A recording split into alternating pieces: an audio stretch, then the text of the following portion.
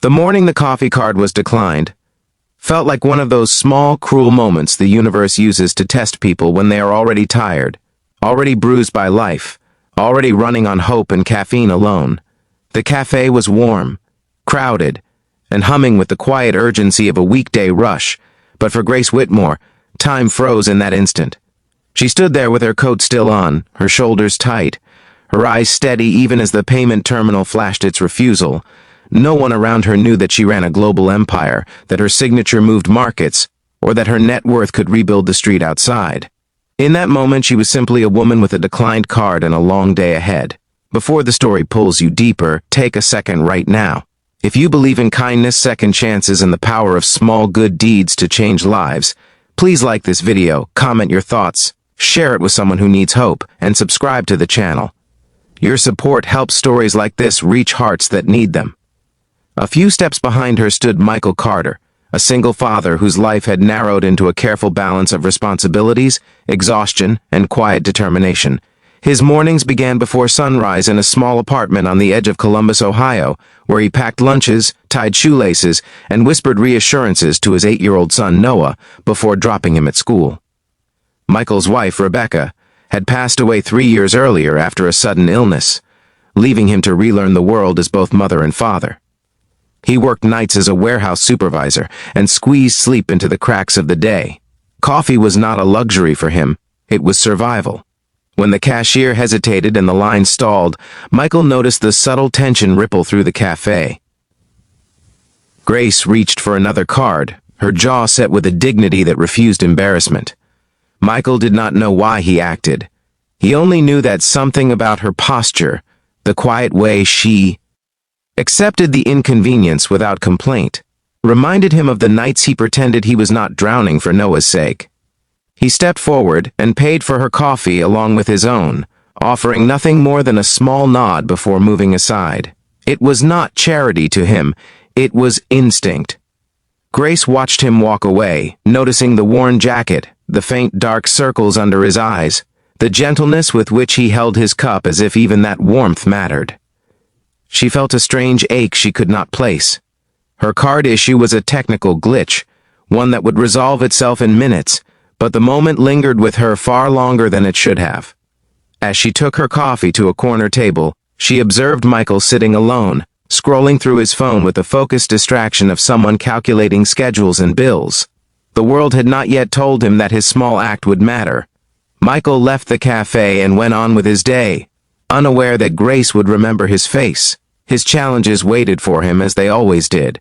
The rent notice on his kitchen counter, the rising cost of groceries, the guilt of missing another school assembly because of overtime.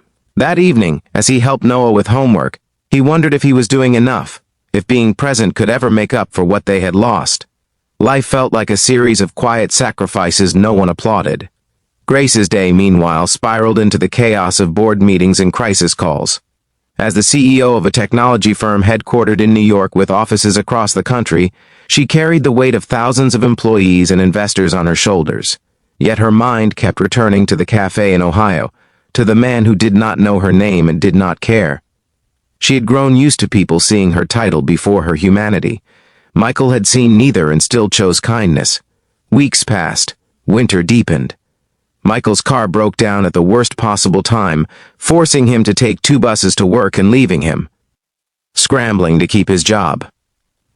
One night, after Noah fell asleep clutching a worn stuffed bear, Michael sat at the kitchen table staring at numbers that refused to cooperate.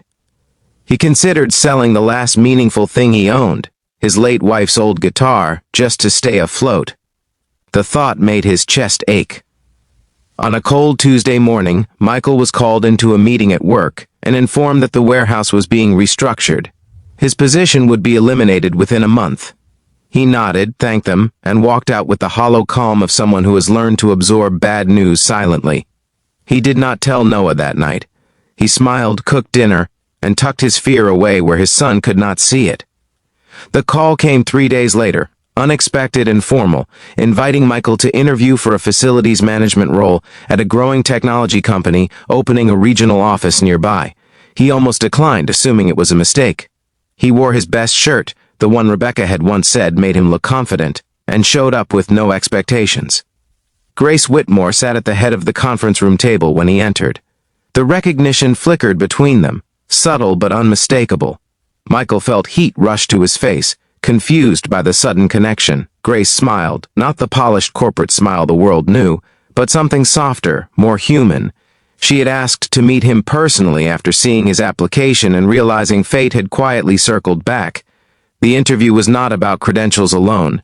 Grace listened as Michael spoke about teamwork, about responsibility, about why stability mattered to families. She saw in him the integrity she wished more leaders possessed. When the offer was extended, it was generous, stable, and life-altering. Michael accepted, still unaware of the full truth about the woman across from him. It was only later, when he saw her on a business magazine cover labeled as one of the wealthiest self-made CEOs in America, that the weight of that morning coffee truly hit him. The woman he had helped without thinking was a billionaire.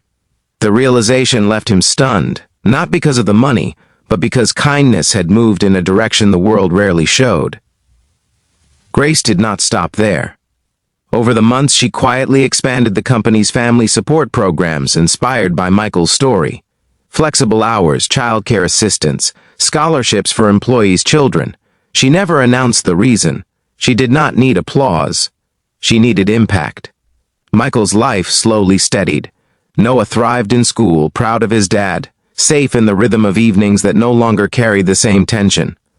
One spring afternoon, Michael watched his son run across a playground, laughter ringing out, and felt something unfamiliar bloom in his chest. Relief, hope, gratitude.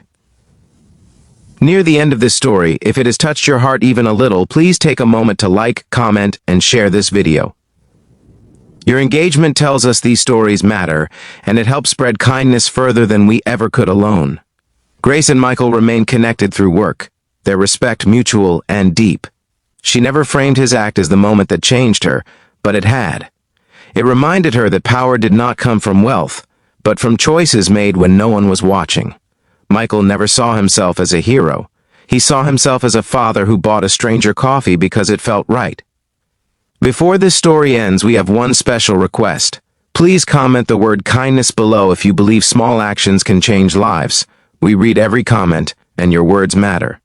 The cafe in Columbus still buzzed every morning, unaware of the quiet miracle it had hosted. Somewhere between a declined card and a shared moment of humanity, 2 lives had shifted course.